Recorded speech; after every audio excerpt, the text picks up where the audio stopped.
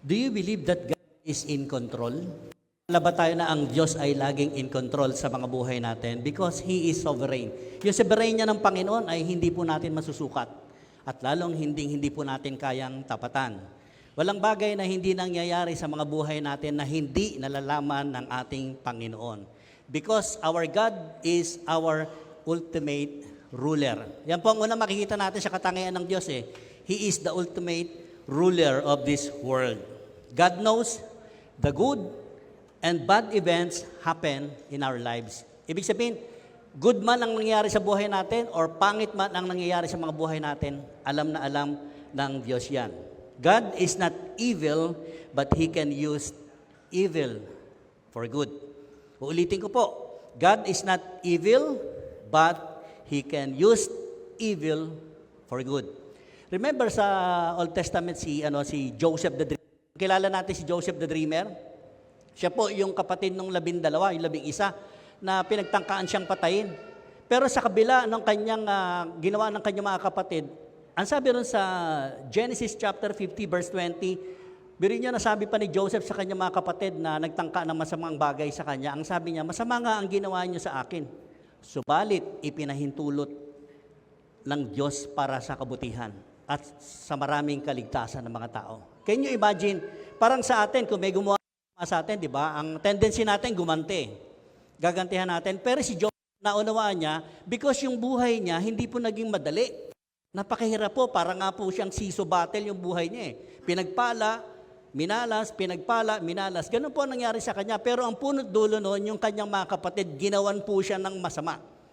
Pero in the end, ang resulta, yung kahuli-huli ang Genesis chapter 15, nasabi niya sa kanyang mga kapatid. Kasi mga kapatid niya, humihingi ng tawad sa kanya, pero ang sabi niya, ginawa niyo nga ako ng masama. Ibig sabihin, parang sinasabi natin sa Bible, we all know that all things work together for good for those who love God, who called according to His own purpose. May purpose. Mahalaga na ang isang mananampalataya, nalalaman niya kung ano ang purpose ng Panginoon sa kanyang buhay. Agree tayo doon? Palakpakan nga natin ang Panginoon. Sabihin mo, may purpose ang buhay ko sa mundong ito. Jeremiah 29 verse 13. Ano po ang sinasabi rito as we go on? Ang sabi rito, you will seek me and find me when you seek me with all your heart. So parang nag-e-echo ito, pag tinin natin, Old Testament, nag-e-echo doon sa sinabi ni Panginoong Jesucristo. In the New Testament, ano sabi ni Jesus Christ? Matthew chapter 7, verse 7 to 8. Ang sabi ni Jesus mismo, ask and it will be given to you. Seek and you will find. Ulit. Seek and you will find. Sa isang tao na humihingi, sigurado may makakamit siya, may makukuha siya. Pangalawa, sa isang taong naghahanap, you will find. Common talaga yan. Pagka naghanap ka, may matatagpo ka. Ang sabi ng matatanda nung araw sa atin, madalas guilty ako dito eh. Ang sabi ng nanay ko nung araw, Nay, nasan ba yung ganito? Hanap ka ng hanap ng isang bagay, right? Hindi mo makita. Buong araw, tapos ulitin mo sa gabi, na hindi ko nakita eh. Ano sabi ng nanay natin? Naghahanap naman kasi siya, bibig eh, hindi naman yung mata eh. No? Bibig ang hinahanap natin. Ang daming ganyan. Guilty tayo dyan, nakaka-relate kayo, di ba? Ganyan tayo eh. Sinasabi ng mga nanay natin, huwag yung bibig ang ipanghanap mo, mata ang gamitin mo. Maraming ganyan. So seek and you will find. Sa spiritual realm ng buhay natin, if you seek something, you will find. The next one, knock and the door will be open to you. For everyone who asks, receives. The one who seeks, finds. And to the one who knocks, the door will be open. Saluhan ninyo ako sa mensahe na ibabahagi ng inyong lingkod sa umagang ito. Ito po yung pamagat. Medyo mahaba pero mukhang maganda naman, di ba? Seek me with all your heart and you will find me. Ang nagsabi po nito ang Diyos. Kung gusto mo raw siya talagang hanapin ng buong puso, and you will find God with seeking with all your heart. Tayo po yung manalangin. Father, we thank you. We bless your name. We honor you sa bulwagang ito, Panginoon. Kayo po ang tunay na maitanghal, tunay na maitaas. Hayaan nyo ang inyong lingkod na tagapagsalita nyo lamang po ay laging mababa at kayo naman po ang siyang laging maitaas. Use my mouth, Lord, as a footstool. maging tungtungan po ako ng inyong salita at nang sa ganoon, kami mga makikinig ay meron kaming ma-absorb sa umagang ito na pwede po namin kapulutan na napakalaking pag-aaral at higit sa lahat. Yung aplikasyon nito ay pwede po namin magamit sa pang-araw-araw na pamumuhay namin. Patuloy nga po na maghari kayo ng may kalayaan sa mga puso namin. And let the Holy Spirit lead us, guide us, so that we will be able to know you better, Jesus. Ito po yung samot dalangin namin. In Jesus' mighty name we pray. Amen. Alam nyo, marami naman talaga nangyayari sa mga buhay natin. Iba-iba nga lang tayo na mga sequence sa buhay natin na nangyari. Kung minsan, marami sa pangyayari sa buhay natin, hindi natin maunawaan talaga. Tama? Hindi natin maunawaan ang dayang bagay. But God's way is always higher than our ways. Yun yung magandang alam natin eh. Oo nga, no? Yung thinking ko, hindi kasing taas ng thinking ng Diyos. Lagi ako nandito. Kung meron man tayong hindi nauunawaan, ang Diyos ay lagi niyang nauunawaan ang sitwasyon natin. God is a way, or God's way is always right. Sabi mo sa tabi mo, God's way is always right. O di ba kung minsan may mga sitwasyon sa buhay natin, ako, na-experience ko talaga. Sometimes, hindi ko makita yan, maabot ng kamay ng Diyos yung buhay ko, yung sarili ko. Hindi ko makita. Ibig sabihin, parang wala namang ginagawa ang Diyos sa mga pangyayari sa buhay ko. Parang laging wala. No? Kasi hindi natin makita, hindi mo man lang masilip yung kamay ng Diyos kung paano siya kumikilos o gumagawa sa buhay mo. Pero, kung hahanapin mo talaga ng puso, makikita mo kung paano kumilos ang Diyos sa buhay mo. Amen? Kung minsan, tahimik na tahimik ang Diyos. Sinong madaldal? Kung minsan si Satan mas madaldal kaysa sa Diyos natin. Tama? Amen? Ang ginagawa ni Satan, bubulungan ka lang naman eh. Ang Diyos tahimik. Why Lord? Why are you silenced? Bakit silensyo ka ngayong oras na ito? Pero si Satan, bulong ng bulong sa'yo. Huwag ka na umaten. Wala ka naman nakukuha dyan eh. Pinagpala ka pa dyan. Yan ang ginagawa sa atin ni Satan. Bubulungan ka lang. Mas madaldal si Satan kung minsan. Pero ang sabi ko kanina, hindi porket walang kibo ang Diyos, wala na siyang ginagawa sa mga buhay natin. And during the silence of God, there is something preparing na mas maganda para sa ating hinaharap. Tahimik man siya, in fact, kapag hindi mo makita ang Diyos na kumikilos sa buhay mo, mas lalo kang magtiwala sa Kanya. Okay ba yun? Agree ba tayo doon? Kung minsan na pakiramdam para wala nangyari talaga, Lord yes. Sa ganong paraan, mas lalo daw tayo magtiwala sa Diyos. Yung kinanta natin kanina, we will put our trust. Trust in Him. Whether there is work or not working, lahat ng bagay, magtiwala tayo. Yun yung pinakamaganda.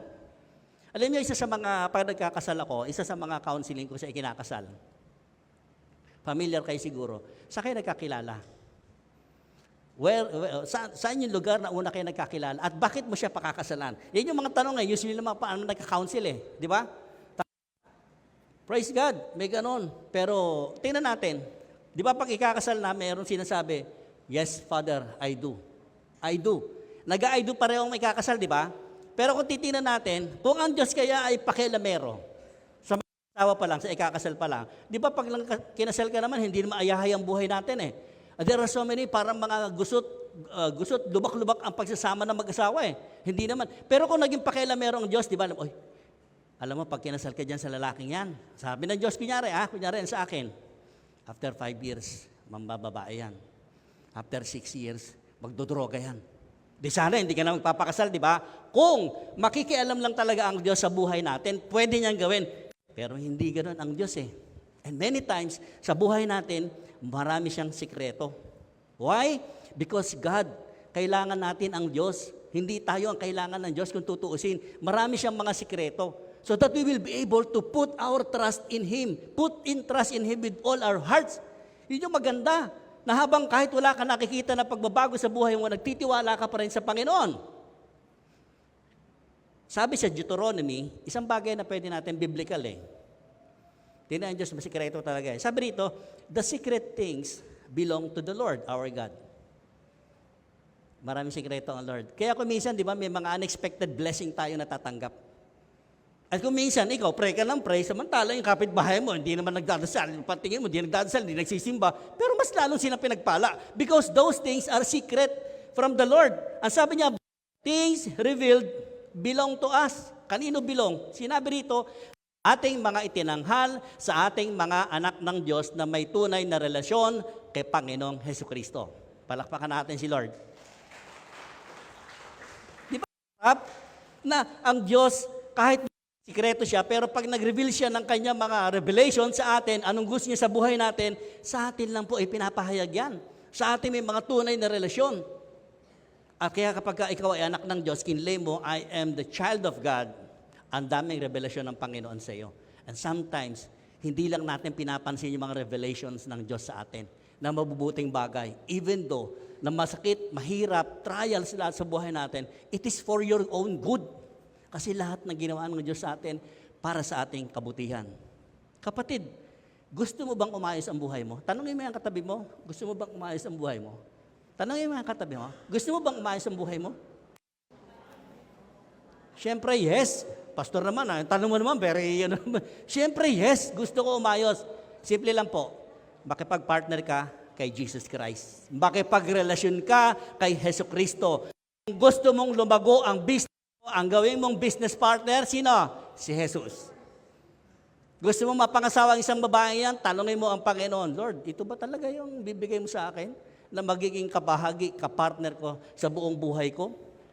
You know that God, He wants a personal, intimate relationships. Hindi lang siya functional. Dalawa kasi. Ang functional, isang example ko, tingnan nyo. Ako, pag nagpapagupit ako sa barbero ko, pag binibigyan ko siya ng pambayad, 250. Kaya tuwan-tuwa yung pag nagpapagupit ako. Kasi may 250 na pagupit lang. Pag nagpagupit ako sa kanya, kung todo, servisyo naman talaga. After mapagupit ako, parang ang ginhawa ng pakiramdam. Kasi may masahe, may ahit, may kung ano-anong gano'n sa ulo. Di ba? Ang sarap. That is a functional relationship. Every time, weekly, pagka hindi ako nagpagupit sa kanya, hindi kami nagkikita, parang wala lang. Functional eh. Or else, another example, sino mahilig sa taho? Taho. Ayun, dami nagtaas ng kamay. Kasi masarap ang taho, di ba? Tuwing umaga, iba na ngayon dati, nakapingga yung taho di ba? Ngayon, naka-ano na naka-motor, pot-pot, naka-motorsiklo na sila High-tech na, di ba? Every morning, alam niya na kung magkano kukunin mo, alam niya kung gaano karami yung ilalagay ng arnibal, alam niya kung gaano karami yung sagon na ilalagay doon, para paghigop mo, ang sarap. Functional. At sasabihin mo pa ngayon, hindi kumpleto yung araw ko pag pumasok ko sa trabaho, hindi ako nakakain ng taho. Ang daming ganyan sa atin, di ba? Minsan hanggat hindi nang humahalik sa akin, awa ko bago umalis, masisira ang araw ko. And that is all functional. No? Pagka hindi mo naranasan yun, wala na. Maraming Kristiyano, hindi nila nawi-witness ang galaw, ang kilos ng Diyos better than other Christians. Remember that the disciple, yung mga disciples po, sila Peter, may mga core sila 70 disciples, tagasunod ni Kristo Jesus, mga nag-back out nga, ang dami. Meron din naman 12 disciples na tinatawag, pero may mga inner core si Jesus Christ, just like Peter, John, silang tatlo. Silang tatlo, may mga alam sila na walang alam yung 70 disciples and the 8 disciples. Parang tayo lahat, hindi lahat tayo pare-pareho ng ipinapahayag natin ng Diyos. Alam niyo ba kung bakit? Hindi naman lahat ng tao talaga ay may tamang relasyon sa Panginoong Hesukristo. Even all of us here. Very challenging nga sa atin Hindi lahat tayo rito. Kayo ba, ilang beses ba kayo magbasa ng Bible sa isang araw? Sige nga. To be honest, ako, ang dami ko ring neglect talaga Aminado ako dyan sa isang araw, hindi ako nakapagbuklat nito. Sometimes, 3 days before na gumawa ako ng message, doon lang ako nabubuklat po ng Bible. Or, in the Sambahay group, to the very least, di ba? Ngayon, apps na talaga, may apps. Wala namang masama doon. Mag-apps kayo, walang problema. Alam niyo po, ang Bible, napakaganda kapag meron kayong personal na Bible. Meron ako isang talagang legitimate na Bible na Tagalog. Hindi ko nilagay dito. Naku, halos warak-warak na ho talaga. Pag binuksan nyo tatanggal na yung mga pages. Kung minsan naliligaw yung mga page, ang dami mga highlight. Pero hindi yun ang basihan natin, right? The basis is, yes, I was reading, Pastor, every day. Nag-devotion ako. The problem sa atin, we are not seeking with all our hearts what is written, what is the Word of God patungkol po sa atin. Tingnan nyo, sila Adan. Si Adan, pag tinignan natin, nung nilikha si Adan, hindi naman kagad human ang nilikha, right?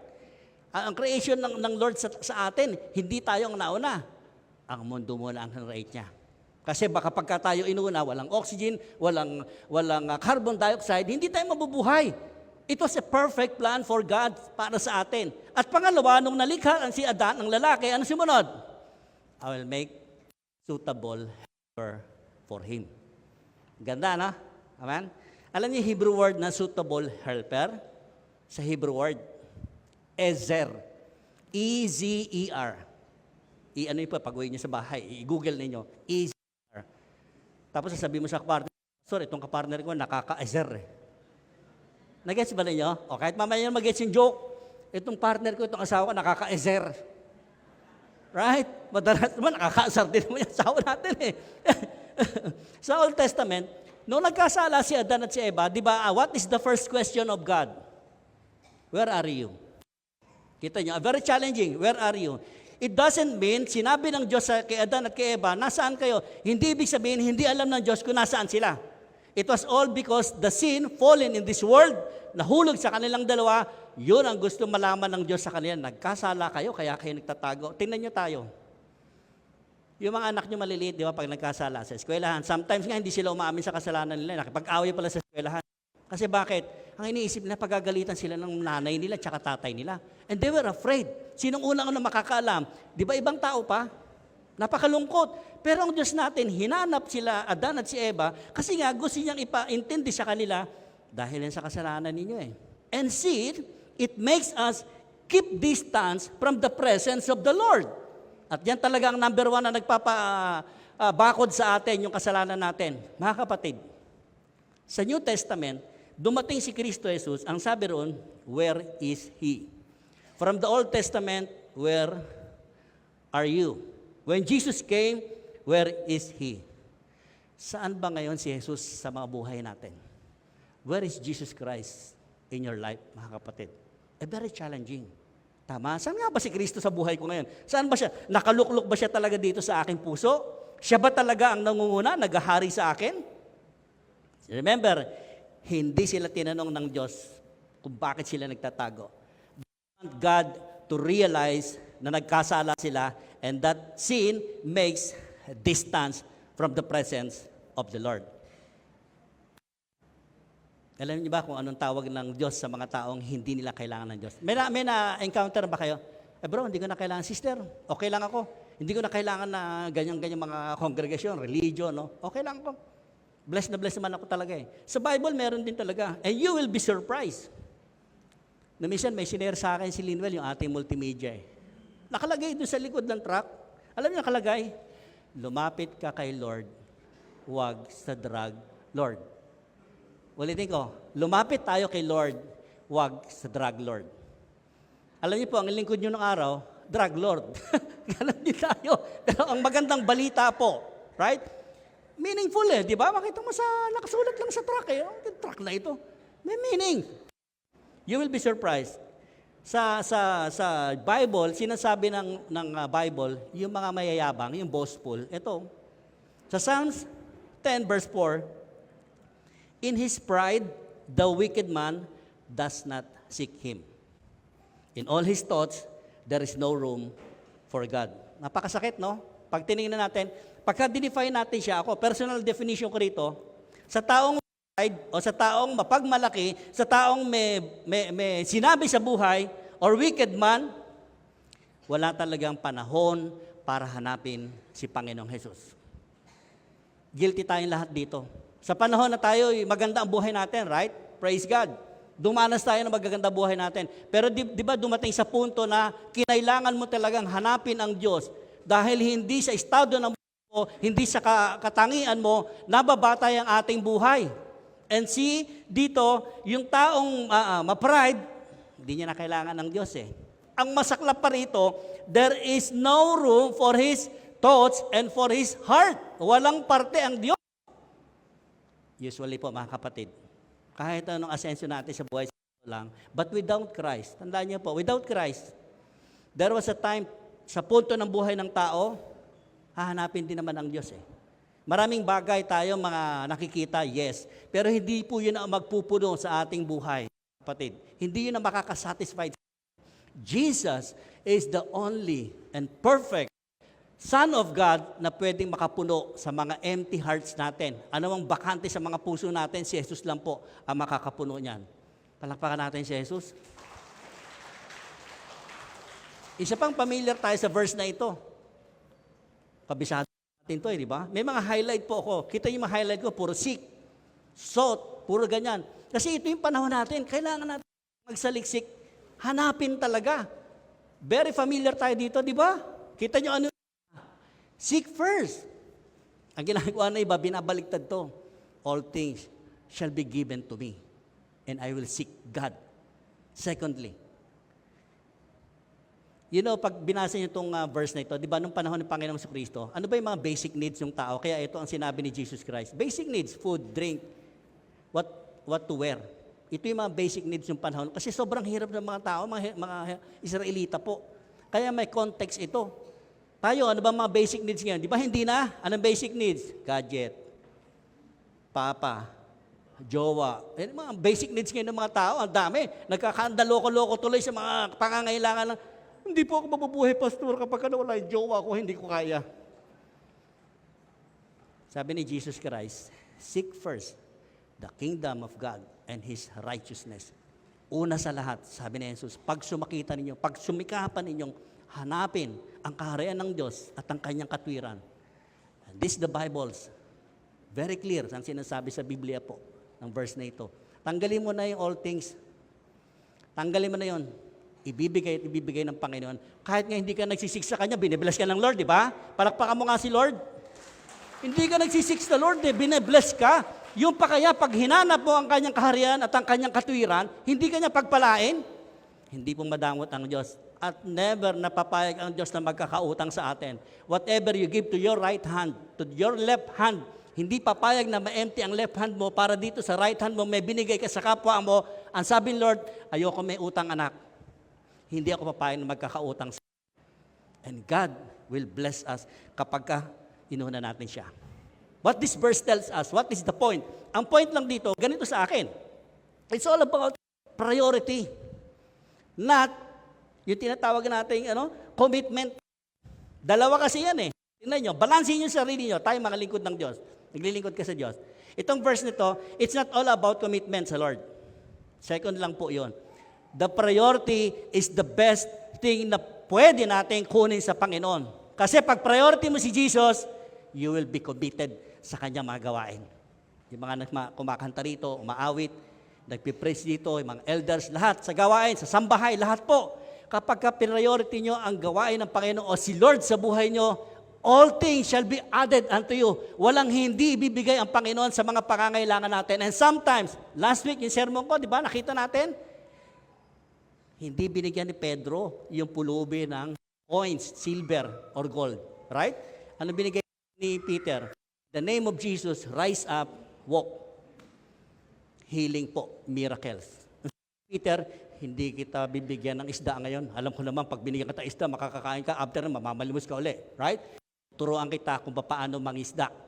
Para pang habang buhay, forever, meron kang kakainin. At yan ang ating Panginoong Hesukristo. Palakpakan natin si Jesus. Lumisan, buhay pa si Mrs. si Mami Mel eh. Nako, nagluto pala na sarap kare-kare. Sarap kare-kare, masarap magkare-kare si Mrs. eh. Pata pa, yung kare-kare. Favorite ko yan eh. Eh nataon naman na-invite ako na isang kaibigan. Nako, ang ulam naman nila doon, alam niyo kung ano? Ang sarap din. No? Adobong pinatuyan na may bagong, na may talong, na kung ang sarap po. Naparami ang kain ko. No? Eh nung umuwi ako, nakahain na. Pakain ka na. Alam ko, gutom na gutom ka. So, nung kakain na ako, para hindi mapahiya yung misis ko, nagluto, nag-effort, kain naman ako. Pero parang napansin niya, wala kang gana. Siguro may kinainan ka ng iba. Eh, totoo lang, ayaw ka magsinungaling. Doon sa una kong pinuntahan, napasarap kasi yung kain ko, ang dami ko nakain. So, nung nasa bahay na ako, dahan-dahan ako makain. Sino may mga asawa dito? Kayo may asawa. Alam nyo, pagka walang gana kumain, di ba? Unlike pag malakas kumain, hindi mo makausap. Ganyan po ako mabilis ang kumain. What is the point? Anong point ko rito mga kapatid? Ano ba pinagkakaabalahan natin? We need the Word of God to feed us. Baka hindi ka nagbabuklat ng Biblia, kapatid. O minsan ka lang magbuklat ng Biblia kasi marami ka ng kinakainan na iba. Right? Ano yung mga kinabubusugan natin, kapatid, bago sa Biblia, bago sa salita ng Diyos? Kaya pagdating sa Biblia, wala ka ng gana magbuklat. Because there are so many things na umaagaw sa atin para dito sa salita ng Diyos na magtiyaga tayo, magbuklat, magbasa, hanapin kung ano ibig sabihin na personal sa ating buhay. Ganyan ang nangyayari. Pag uwi niyo mamaya, tanungin sarili niyo, oo nga, pasensya ka na, Lord. Ako dun sa bahay sa kapitbahay, o saan mang lugar yun. Yung mga pinag-aaral natin, pag uwi ninyo, buklatin ninyo. Tingnan niyo yung kahulugan, maliban sa aming mga tinuturo. Because there is always a personal meaning sa bawat isa sa atin. Hindi lamang po tagapagsalita dito. Napakaganda, bubulahin. Tingnan niyo si Haring David. Maikli lang po yung mensahe natin, matatapos na tayo. Sa Psalms 34 verse 4, ang sabi ni Haring David, I sought, tingnan niyo yung mga hinighlight ko, I sought the Lord, and He answered me.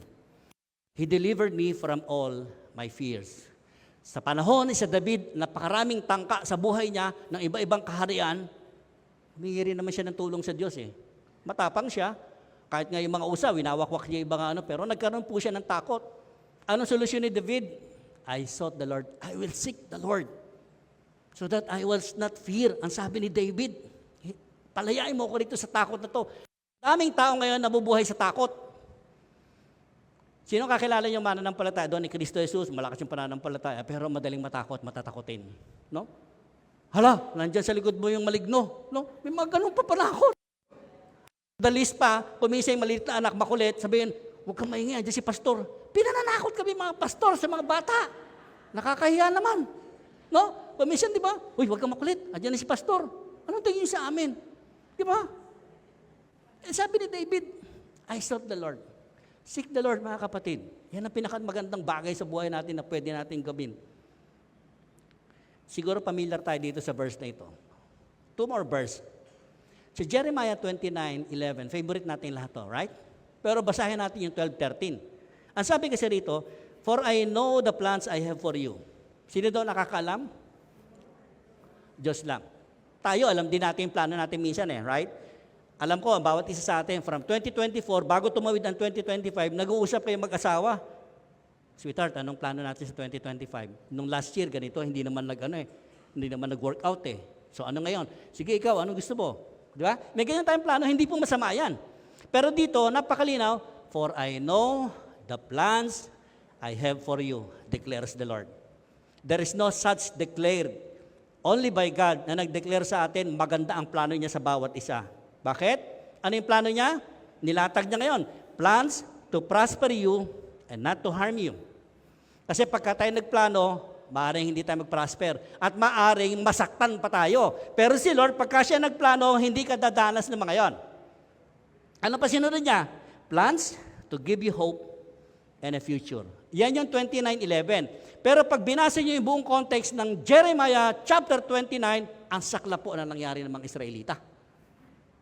Ang dalas natin panghawakan ito Pero itong verse 11 na ito, bago nila nakamit ito, 70 years, they were captured by the Babylons. Yung mga naunang matatanda na nang sakupin ang Israel, yung Judah, nung sinakop yun, katakot-takot po, napahirap ang dinanas sila, naalipin sila, ang mga kabuhayan nila ninakaw, yung mga buog nila, giniba lahat. Ang sabi ng Lord sa nabubuhay kayo dyan, magtayo kayo ng ang kabuhayan ninyo, magsipag-asawa kayo dyan. Kita nyo? Yun yung plano ng Diyos Magsipag-asawa kayo. Actually, yung mga matatanda na na-captive ng mga Babylons yun, hindi po sila nakaranas ng blessings. Sino nakaranas ng blessings? Yung mga new generations to be added dito sa Jeremiah 29. Parang tayong lahat. Hindi nyo ba naisip minsan? Sino makaka-relate sa akin? Ako lagi ko nang sinishare ito Sabi ko, sayang yung mga naunang magulang ko na namatay ng maaga. Yung mga magulang tayo namatay ng mga 50 years old, 40 years old, batang-bata, right? Parang hindi nila naranasan ay ngayon. Praise God po, si nanay ko, mag-85 na sa February, Naranasan niyang ilabas ko siya, kumain sa labas, right? Ang sarap ng ganun eh. Yung maranasan ng magulang natin, ipadama natin sa kanila kung ano meron sa mundo na ginagalawan, na kahit minsan bawal silang lumabas, ilalabas mo sila, ipapasyal mo sila. Honorable para sa mga magulang, right? Ang promise ng Bible, honor your parents. Respect your parents. Wala lang kailangan mga verse, Bible verse dyan. Basta minahal mo ang magulang mo, binigyan mo siya ng honor, pinangalagaan mo siya, minahal mo siya ng walang kapalit, be-bless ka ng Panginoon. Palakpakan natin ang Lord. Mga promises, doon tayo nakikita kung maka-Jesus talaga tayo. Kasi maka-Jesus yun eh. No? Yung magulang mo, nabigyan mo na para pag, sabi nga kay nanay, hindi po joke ito. Sabi ko, Nay, mag-85 ka na. Anong gusto mo sa birthday mo? Sabi niya, hindi, okay lang, simple lang. Gusto mo magpa-eulogy? Eulogy. Funeral service na po ang gusto ko sa nanay ko sa totoo lang. Mag-funeral service na tayo, Nay. Uy, hindi pa ako patay, ba't mag-funeral service ka na? Para naman maririnig mo kung sino yung magsasabi na, mahal ko yan si tita. Minahal ko yan, mabuting tao yan. Usually kasi, pag patay na ang tao, ang dami nagsasalita sa harapan, nagdadrama doon sa harapan, ay, mabuting tao yan. Wala na, useless. That's why, medyo binabago ko ang pananaw ko, mga kapatid. Sa akin lang po yun, Mag-eulogy tayo, Nay. Iimbitahin ko yung mga kamag-anak natin na talagang mahal ka, no? Tama? Tapos, magla-love gift silang lahat para masaya ang birthday mo. Palapakan natin ng Panginoon. Verse 12. Ito na yung verse 12 and 13, to be followed ng 11. Ang sabi rito ng Lord, then you will call on me and come and pray to me and I will listen to you. Napakaganda po. Kuminsan kasi kulang tayo sa pagtawag lang. Ang Diyos, handa po siyang makinig anytime. Hindi nga siya natutulog. Ni slumber hindi umidlip ang Diyos natin. Ang sabi lang niya, you will call on me and come and pray to me and I will listen to you. Maraming beses sa buhay natin, puro tayo, give me, give me, give me, give me. Right?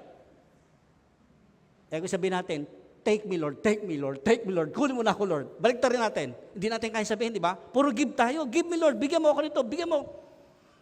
Ang gagawin natin yan, Lord, make me now a better person for this year 2025 na pwedeng malulugod ka sa bawat gagawin ko, sa trabaho man, sa pakikipagrelasyon ko, sa mga kamag-anak ko. Make me. Instead of give me. Make me a better person so that I will do your will. Mahirap ba yun? Sinang gagawa sa atin? Ang Diyos pa rin po kasi hindi natin kaya. Kaya ang sabi niya sa 13, you will seek me and find me with all your heart. May kondisyon. Kapag hinahanap pala natin ang Diyos, ang sabi rito ay, with all your heart. With all your heart. Ang sinasabi, Lord, you will find me with all your heart. Marami nakakaalam ng Biblia, mga kapatid. Marami nagbabasa nito. Totoo, tayong lahat nagbabasa nito. Tama? Pero ang totoo, we did not seek. Hindi natin hinahanap kung ano yung gusto ng Panginoon sa buhay natin. Ang hinahanap lang natin yung gusto natin. Pagka maganda yung verse, pag binuklat mo, pagising mo ng umaga, uy, ang ganda ng verse. Plans I have for you, not to harm you. Uy, ganda. Pero pag nakita mo yan, wala pang pagsubok na dinanas ang lahat ng tao. Ayoko to, hindi para sa akin ito. Right? Ayun, namimili tayo ng verse na suitable, fit para lang sa atin. Pero sabi ng Lord, katulad ni Joseph, in example ko kanina, ang hirap ng buhay po niya. Pero yung lahat ng hirap na yun, ginamit ng Lord, whether it was for him, it was good for God. Lahat ng magagandang bagay sa atin, nagmula naman sa pangit. Minsan ang Diyos natin, ganyan siya. Pinasisimulan sa pangit na experience mo, pero pagdating ng kahuli-hulihan, eto anak, yun talagang ilalatag ko para sa iyo. Because God, He knows the best for you and the best for me. The best for all of us. Wala po siya pinlano, hindi perfect para sa atin. Sinakakalam dito na unlad. Unlad. Di ba meron tayong tupad? May mga tupad na tayo yan, di ba? Ang ganda, no? Tupad. Ating mga manampalataya, unlad. Unlad, unahin natin lagi ang Diyos. Put God first in the perspective Because if you put Jesus first, everything else, mga kapatid, yung worry mo sa trabaho mo, kayang resolbahin ng Panginoon. Kaya kanyang payapain. Kung may kumpanya kang malaki, nagdi-deliryo sa mga tax ngayon, di ba? Ang dami mga kumpanya ngayon, ay naku, sakit ang ulo nila. Ang dami po, maging maliit tindahan mo, ang laki ng tax, di ba? Pero priority mo si Panginoong Jesus, lahat niyang inawo-worry mo, kinababahala mo, aayusin ng Lord because you put Jesus first sa buhay mo, kapatid. Why? Sabi ko nga, tama, ang dalas kong magbitaw sa pulpito na sinasabi ko, Lord, ikaw yung first love ko. From quiet pa lang, pag nagpipreach ako, sinasabi ko sa asawa ko, hindi na ikaw ang first love ko, mami. Bigat, no? Hindi maintindihan ng asawa ko, sino ng first love mo? Siguro may babae ka na dyan. No? Sa quiet ako noon, nandito siya. Kaya nga kinuha ko misis ko para patunayan ko na hindi ikaw ang first love ko. Si Jesus ang first love ko. Pangalawa ka na lang. Ang sabi ni Lord, sige nga, kung talaga ako ang first love mo, kunin ko yung asawa ko. Ako ngayon yan, iyak ng iyak lagi. Iyak ng iyak ang inyong pastor. Pero maganda ron, pina-experience sa akin ng Lord yung true love. Saan ka rin mapupunta? Dito ka rin naman, susunod ka rin naman dito sa asawa mo Pero meron pa akong ipagawa sa iyo. And all of us here, may ipinapagawa pa sa atin ang Diyos kaya pakinukuha ni Lord. Huwag magmamadali, ha? Huwag tayo magmamadali. Mga senior, huwag kayong magmamadali na pag-isip yung, kunin mo na ako, Lord. Huwag! Relax! Relax! Sabi ni Jesus, relax. I will give you rest. Huwag nating madaliin na kunin na tayo ng Lord para makapahinga ka na. And gusto pa ni Lord ng buhay natin. Mga singers natin dito, praise God. Gagamitin pa tayo, Lord. The point is, who is our priority? It's all about priority, mga kapatid. It's not all about commitment natin sa Diyos. Kasi ako naniniwala, kapag priority mo ang Panginoon, no such things that to be second to Jesus Christ. Kahit thousands pa yung priority mo sa buhay mo, pagka ang first priority mo si Jesus Christ, everything else will be follow in order. Because Jesus, our God, is a God of order. Jesus. Last verse po. Last verse. Psalm 63, verse 1. Si David na naman. Ang sabi niya, dinig ito You, God, are my God. Earnestly I seek you. I thirst for you. My whole being longs for you in a dry and parched land where there is no water. Pagka binubulay ko ito, dineclare ni David talaga, ikaw ang Diyos ko Wala nang iba, ikaw yung good shepherd ko Wala nang hihigit pa sa iyo That's why I earnestly sa Tagalog, pag dinidescribe siya, yung masigasig ka, pupursigi ka lagi, na hanapin mo ang isang bagay until finally, matagpuan mo siya. And God, hindi naman siya nag-hide sa atin hindi siya nagtatago. Whenever you seek Him earnestly, ang sabi dito, you will find Him. Why? Because uhaw na uhaw sa salita ng Diyos. Sino sa atin ang uhaw sa salita ng Diyos? Ano ba yung mga kinauuhawan natin, mga kapatid? Pag dito ka nauhaw, siguradong kapag ka natikman mo ang salita ni Kristo Jesus, you will never again. You will never be hungry again. Because ito ang kasapatan. The whole being na tayo ay empty, dry ka, kailangan mo ng tubig para makainom ka. And so be it. Our Lord Jesus Christ, He is longing for us. Balik ka lang, anak. Balik ka lang. And He will never abandon you. Di ba sa atin, mga anak natin, pag nagrebelde, nabuntis nang wala sa panahon. Nako, galit na galit ang nanay. Sabi, sino mga lalaki yan? No? Wala, iniwan, disgrasyada. Ano gagawin? Lumayas ka rito. Pag pinalayas nyo na may anak nyo, saan pupunta yun? Right? Walang patutunguhan. Tayo na pamilya ang dapat unang-unang tumatanggap. Hindi mo tinanggap, babalik na naman, dalawa ng anak, buntis pa, may akay, dalawang anak na naman. Ano nangyari? Mas lalong napariwara. Pero ang Panginoon natin, hindi kanya tatanggihan. He will never abandon you. He will always accept you are. Kung ano yung katayuan mo sa buhay, kung sino ka, kung ano yung ginawa natin, tatanggapin at tatanggapin tayo ng Panginoong Jesucristo. Let us all bow our heads and close our eyes for this short message. Minsan pa, O Diyos, maraming salamat. Purihin ka, Panginoong Jesus. Kung meron man kaming sinisik, o inahanap sa buhay namin, nawa po, paalala niyo sa amin na kayo muna ang hanapin namin. And in your words is enough. Enough for us. Enough para busugin kami, Panginoon. Enough para sa aming mga pangangailangan. Enough dahil mafulfill kung ano yung plano mong maganda sa buhay namin. Kahit minsan, lubak-lubak yung dinadaanan namin, gusot-gusot. Turuan mo kaming sumunod, Panginoon. Teach us how to obey you. Because we know that the fact, kapag kasama ka namin, may mahirap na bagay ba para sa inyo? Ang lahat ng mahirap po, pinapadali ninyo para sa buhay namin. At maraming salamat. Kayo po ang Diyos na pwede naming sambahin, Diyos na pwede po namin paglagakan, pagkatiwalaan, at higit sa lahat, ang buhay po namin ay para sa inyo. Ito po yung samot dalangin namin, punong-puno ng pag-asa at katagumpayan. In Jesus' mighty name we pray. Amen.